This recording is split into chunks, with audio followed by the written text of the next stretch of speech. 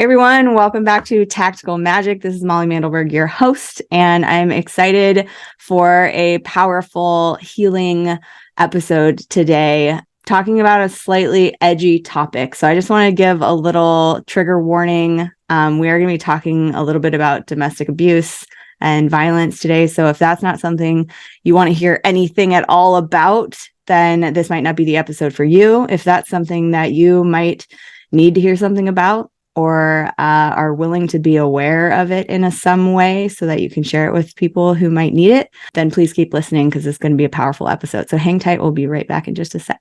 It's not just about mastering technology. It's not just about brand or messaging. It's not just about making more money. It's about showing up in a big way so your people can find you. This is about bringing your most wild and authentic self into the hustle and grind. Welcome to Tactical Magic, a business strategies podcast for the warrior goddess entrepreneur. Awesome. So today I have an amazing speaker and coach on the line with me today, Jill McKnight. Jill is a speaker and an Erickson professional certified coach specializing in helping people rebuild their lives, often after domestic violence or abuse. She speaks to young adults around issues like teen dating violence, and also keeping a positive mindset. She's been a business owner for over 18 years, utilizing her experience and skills to assist people through the transitions in their lives. Welcome to the show, Jill. Thank you so much for having me, Molly. I'm so happy to be here. I'm so happy you're here too. Jill is one of my favorite people, just so you know. So it's fun that we're getting to do an official podcast episode. So tell us a little bit about the work that you do and what brought you to it. Great question. Thank you. So really what brought me to this is lived experience. I basically went from being in an abusive household as a child from the frying pan into the fire into a marriage that was plagued with every form of abuse that you can experience between the kids and I, and moved to a small town in Washington State about 6 years ago and got involved with our local domestic violence shelter. So that was really, I found after working with women, predominantly women who have been through some form of, whether it's dealing with a narcissist or some form of abuse, either for them, their kids, that the amount of time that it takes to kind of process and heal is significantly reduced when you have someone in your corner helping you that has lived it, knows it, understands where you're coming from. You don't feel crazy anymore. And so in kind of starting to work on the board at Turning Point, I also teach a 10-week life skills class to current and past clients there that is just kind of a way to figure out how to move forward once you've been experiencing some of the really terrible things that people have to experience in life. Yeah. Jill and I share that. I also had many formative years of my childhood living with a very verbally abusive, narcissist, alcoholic stepfather. And at least we'll just say one of my past relationships was very much narcissistic, gaslighting, emotional abuse kind of situation, which is not that uncommon. When we experience that in childhood, we sometimes attract that because we're still trying to understand it. We magnetize, it feels familiar. Yeah, I think one of the things I love about the life skills class that you teach with survivors of this kind of abuse and experience is that they're learning how to live in the world again without that being a force. Can you speak a little bit to sort of the psychology that happens when we get stuck in that, or when we keep repeating that in new relationships, or like what's going on there? Yeah, absolutely. And I just want to take a half a step back and mention you and I both have our predominant experience has been through verbal and emotional abuse. There's really a common myth that unless you're experiencing physical abuse, you're not experiencing abuse. And it is 100% a myth. And in fact, there are so many ways, particularly if you're in a long-term relationship with a partner, there's legal abuse, there's post-separation abuse, there is financial abuse. So please know that if you kind of have that feeling in your body that you don't feel right, you don't feel good, something is off. know that there are lots of ways that people can unfortunately not treat each other well, and pay attention to that because it's really meaningful. To your question directly, I think that what happens, this is kind of how I describe it in life skills, is we all have those little gremlins in our head, right? Those little voices that kind of sit back there and have your constant commentary and often don't give us any peace. And what I'd like to relate is that voice that you think is yours started as someone else. So whether it was a parent, or it could have been a teacher, it could have been something very small, or it could have been ongoing for a long period of time. There's that voice that you've heard so many times, that you've repeated so many times, that you think it's yours. And so you think it's just a part of who you are. It's a piece of the truth. And in fact, it couldn't be further from the truth. And so really acknowledging first and foremost that we have that part of us that if you feel like is not giving you any peace, if you just can't get a break from it, if you're like, enough, stop, that's the constant, you're not good enough, you can't do this. That generated as somebody else's voice initially, which the great news means it can go away. Doesn't have to be a part of who you are anymore. And you can learn and practice ways to have that voice. I often say sit at the back of the bus or sit at the kids' table, right? That you can very kindly and nicely ask it to leave you alone. That makes perfect sense why, if that voice gets put in there and we start to identify that voice as our own, if somebody comes in with an energy that sort of matches that tone or confirms that voice, it feels like, oh, you sound like me to me, or you sound like, something that is agreeable to my current state of being. Yeah. So that feels safe. That feels natural. And then we get sucked into those patterns. So the beauty of that, like you said, is that we can choose to change it, and we can consciously sort of repattern ourselves to no longer tolerate that, much less settle for that. Yeah. So can you talk a little bit about how that transformation or healing journey went for you? It didn't go for me so much. I had to learn so much of it on my own, and it took a really long time. I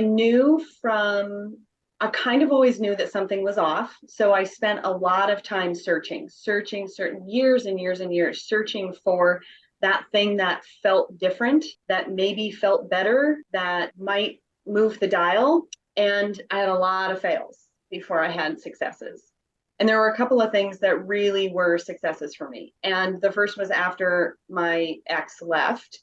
I had a moment, without even really understanding where it came from or why, I had a moment where I just had a voice in my head that said, you will never let him break you. And I thought, oh, okay, that's interesting. And I needed to come back to that moment for many, many, many times to remind myself that I had the ability to move through it. I think one of the other things that happened for me personally, and this happens for a lot of women, is as soon as the abuse started to be incorporated with my kids, that became very intolerable. So I had that strength, kind of that mama bear thing happen where it was like, okay, it's one thing for you to do this to me, but no way are you going to fucking do that to our kids, right? Yeah. And so that kind of helped me take those initial steps that seemed really hard. And I am a lifelong pessimist. I have always, my entire life, I was a pessimist. And in the process of those early days of that, you're not going to break me, and oh, wait, this isn't going to happen, it dawned on me that I had a choice. All of a sudden, out of the blue, it was like, I get to decide. He's not here anymore. I get to decide. How do I want to face life? What do I want to do? How do I want this to look? And it just generated all these questions where it was like, I'm not happy here. So let's just keep trying and trying and trying. And I think one of the things, I teach this a lot at Life Skills, I think one of the things that happens so much of the time is we have this idea out here, you can't see, out here, we've got this idea out here that we're striving for. And for so many of us, we go, well, unless we know every single step that it's going to take to get there, we just think, I can't do it. It's too hard. And the reality is, the beautiful thing about the work that we do is you can have this idea out here and you don't have to know every single step. All you need to be able to do is know what your next step is. Evaluate where you are, decide how it feels. Is it in alignment with where you want to go? Take the next step. take the next opportunity that comes to you. And so I had years of that practice of just keep moving forward, and really learned that I got to choose how I saw my life. I got to choose if I wanted to be a pessimist or an optimist. I got to choose. Now that's not, oh, this is so great, this is wonderful. It's not being Pollyanna-ish. It's like, okay, my septic died yesterday. Okay, well, I can either decide to let that crush me for a day or 2 days or 3 weeks, or I can go, yeah, my septic died. All right, we'll figure it out, right? And it's just constant practice moving in the direction of what you want. Baby steps, baby steps, baby steps. Yeah. I love that you bring up how that practice feeds into any upset that shows up in your life. It doesn't have to be, another narcissist comes to play. It could just be life threw you a curveball, but now you have this strength because you've been working the muscle of how can I solve this rather than I'm screwed. Well, yeah. And I really want to point out so many of the women I see at Turning Point, because they still have, they're in the shelter, so it's really early on in their process. And so those little gremlin voices are loud and constant. And one of the classes I do is about adversity and resilience. And I say to them always, you have more resilience than 98% of the people out in the real world, right? And they all always look at me like, what? There's no way that's true. Yeah, because of what you've experienced, you already have within you what it takes to make changes in your life. And so I just want to kind of send that message out to your listeners as well, is the reality is, if you've experienced any form of abuse, if you've had to deal with a narcissist, if you have trauma in your life, you already inherently have built this resilience and grit that you can tap into to make the changes in your life that you want to see. It just takes knowing what you want and practice. And that one next step and knowing what that is. And next baby step. And that really also speaks to why it's so valuable to get support. Like you said, it can take years. It doesn't mean it's impossible. You can absolutely do it. This is the same for running a business and doing all the systems and online marketing stuff that I help people with. You can figure it out. You can watch the YouTube video. You can, learn self-tapping or self-hypnosis or whatever. But when you actually reach out for support, when you allow yourself to gain insight and have your blind spots spotted by a professional, somebody like you, a coach who's not only been through it, but helps other people go through it or walk past it, that timeline just gets shorter. That transformation gets fast tracked. And if you don't want to spend, 6 to 8 years recovering from the thing you've been through, if it was significant enough to take that long, then find a place and a person or a way that you can get that support, because it's easier to see the bird's eye view when you have somebody who can have that vantage point when you're stuck in the mud. Yeah. And I would say, so that you hit on precisely why I have kind of moved into the work I did. It took me probably 5 years to get to a place where even I could kind of stand up and be human again. I have a really, really close friend who went through very similar to what I did. And I was on the phone with her a lot, right? And it took her 18 months. And so all of a sudden it was like, that's a big difference. That's a really significant difference in having someone that knows, can support you, can point these things out. So that time frame can really be shortened when you find support, whether it's a coach, a therapist, a good friend who has some experience. Or a group, Yeah, or a group. It's really significant for sure. Definitely. So one of the things that I love about you and about the work that you're doing in the world is that you're looking at not just how do we recover from this, but how do we reduce the occurrence of this kind of abuse from the get-go. And when we were looking at that, your instinct, your awareness said, we need to talk to kids. We need to stop this before it becomes the way that man is or the way that woman behaves. Right. And so, or person, I want to be non-gender binary here. It is. Yeah. And so one of the things you're doing is bringing this conversation into schools, and that you're actually available. So for anyone out there who you're like, you know what, I want my daughter or kid to have more consciousness, more awareness, and more safety in the school that they're going to every single day of their year. that you're bringing this conversation to assemblies, to student bodies, to administrative staff of how do we support our children to be more mindful, to be kinder to each other, to not tolerate violence and abuse, and to know what it looks like when it shows up. I actually remember being in junior high, and one of my close girlfriends told me about how her boyfriend had hit her and like pushed her. Mm-hmm. And I was like, no, this must stop. You must leave. This is not okay. Even as I was still just barely getting out of, those years of abuse with my stepfather, I knew that that was absolutely not all right.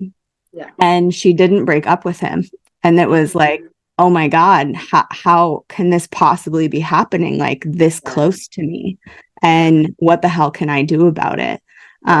So tell us a little bit about what you're bringing to schools, the conversation you want to be sharing with more people. And also we'll ask you in a little bit how people can get a hold of you to book you for that at their school. Of course. Thank you. So the first thing I want to say is 1 in 3 women, the highest percentage impacted is young adults 16 to 24. 1 in 4 men will be impacted by some form of violence in their lifetime, whether it be physical violence or sexual violence. So you look around a room, and whether it's being discussed or not, it is happening. The second thing to point out, to your point about your friend didn't leave, it is so easy to step into this mindset of, well, they should just leave. And it's so much more complicated, particularly as the relationship develops. If you add marriage or children or pets, that makes it, there are so many factors that influence how and when and why a person will leave an abusive relationship. So if you suspect that you know someone, giving them lots of grace and kindness and space, always making sure that they know they have some place to come to are really important factors. And understanding, now that you've heard this, understanding that it's not as easy as stay or go. In terms of the kids, the thing that really, so what happens if you have grown up in an environment of abuse or violence is you don't know any better. So one of the really most important goals of me speaking to students is to create that awareness, right? That education of this is happening. Look around the gym. 1 in 3 girls, 1 in 4 boys, it's your best friend next to you, right? So that there's that awareness of how common it is and how challenging it can be, coupled with the awareness that you can create in someone who goes, oh, I'm the one. That's me. It shouldn't feel like this. So the awareness part is and the education pieces are super important. And that's the awareness is kind of the number one factor, right? The second piece that's so critical in schools at this age is a lot of people who say to me, well, why don't you start in elementary school or middle school, or because they're even younger? Well, because there's a developmental aspect that kind of goes on where you're still young enough to really be influenced by the people around you. And so being in an environment where one of you or a few of you know, this isn't quite right, then you get to the prevention piece, right? It takes the captain of the football team going, dude, you can't do that to that person, right? That's huge influence. So bringing the idea of prevention to them, and I really, this notion of, captain of the football team, this is your sister or your mom or your girlfriend who's been impacted like this, right? So you can say, oh, I'm a guy, it's not going to be me. Well, you don't know that. You absolutely don't know that you don't have someone close in your life that's been impacted. So that prevention piece and getting kids to, once they've got that awareness, to say, okay, this isn't okay. Okay, you shoving that kid in the locker isn't okay. Okay, you, and again, remember, it's not just the most common form of domestic violence and abuse is intimate partner violence. So you're more likely to see it between couples. However, you get to that point because someone either has been or has seen abuse or has abused as a kid, right? And it develops from there. So giving the kids some language around it, giving them some ideas about this is how you can avoid it yourself. This is how you can safely step in. Here are resources for you to learn more. Yeah. Creates that kind of double punch of, no pun intended, of awareness and education with prevention.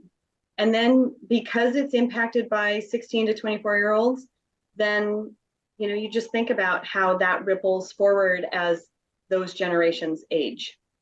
And we actually have on these numbers going way down, hopefully. Yeah. Because the awareness of that, when we have more kids who are aware that A, this isn't okay, and B, I can say something about it, or I can help this person find the resources they need or get the resources that I need if I'm going through it.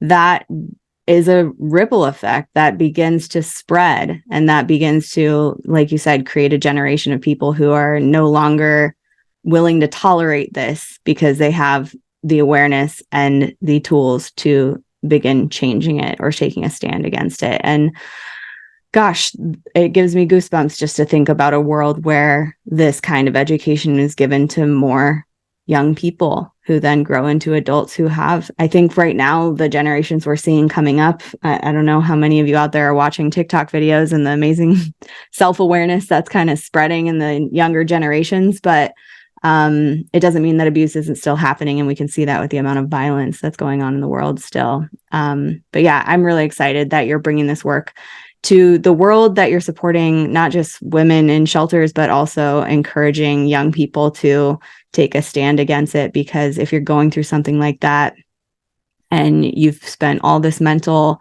bandwidth trying to justify it or rationalize it or make yourself okay in spite of it, to get the support and the even just the feedback that it doesn't actually have to be that way for you, that it can change and that you can get out of it and also through it, is really valuable. And when you think about the impact specifically on kids, when we think about creating habits and creating patterns and going back to that thing that we talked about in the beginning, where it takes practice to make that change. Well, if you have much less life lived of creating the same patterns and habits, then your time to recover is significantly better. And then think about one of the ripple effects that I think about is the contribution that then those people can make, the positive contribution out into the world, right? When they do feel safe, when they do know what their worth is, when they can show up in the world at 100% of where they are meant to show up. That's, to me, just so exciting and powerful. Really exciting. So what's the best way for people to get a hold of you? And if you're out there listening, connect with Jill, connect her to your student body, whatever, what do you call it? President, your counselor, district, connect her to your school representative so that she can come in and share this. Anyone you know who's in that system, I think would be a really great connection for Jill. So whether or not you're in the thick of this and you need support with a coach like Jill, you could definitely be a catalyst for sharing this message. And I'm gently, lovingly, encouragingly putting that on the plate of all of you out there listening right now. Please take action. Try and get this into more schools. Help Jill spread this message, because if you're listening to this whole episode, which you've made it to the end almost by now, then you must value this message. So I'm encouraging you to be a part of sharing it. So what's the best way for people to get a hold of you and connect with you, Jill? Thank you, Molly. Easiest way to reach me is through my website, which is locatecoaching.com. From there, of course, you've got links to my social media accounts. I'm on Facebook, Instagram, and YouTube. You can reach out to me. I have a podcast that you can listen to that way. So locatecoaching.com is the absolute easiest way to reach out. Locate, LOCATE coaching.com. And Correct. Definitely check out Jill's podcast if you liked this conversation or if you needed this conversation. Definitely check out Jill's podcast. It's From Surviving to Thriving, right? Life After, From Surviving to Thriving. And if you go to my website, locatecoaching.com, the first thing you'll see there, you can just link directly to it. The podcast, Life After, From Surviving to Thriving. That's right. Awesome. Thank you so much, Jill. You've shared a lot of wisdom on this episode already. Are there any last words of wisdom that you want to leave people with? Oh, well, thank you for having me. I really appreciate it. This message I'm incredibly passionate about it, and I'm just so thrilled that you're sharing with your audience. So thank you. I guess the thing that I would like to leave people with more than anything else is that you can do it. You can make change in your life, and it often won't look the way you think it's going to look, and it's completely 100% possible. So, what do you want? And how can somebody like me or Molly help you go out there and get it? Awesome. Yes, which is just a perfect segue into the catchphrase that I always say at the end of these episodes, which is keep asking big questions and taking bold action because you are here for a reason. Awesome. So thank you, Jill, for being on the show. Thank you for having me. Yeah, and thank you everyone out there for listening. Share this episode with a friend. I think we didn't really talk about anything too triggery, hopefully. Sometimes just bringing this topic up to the table can be triggering, understandably.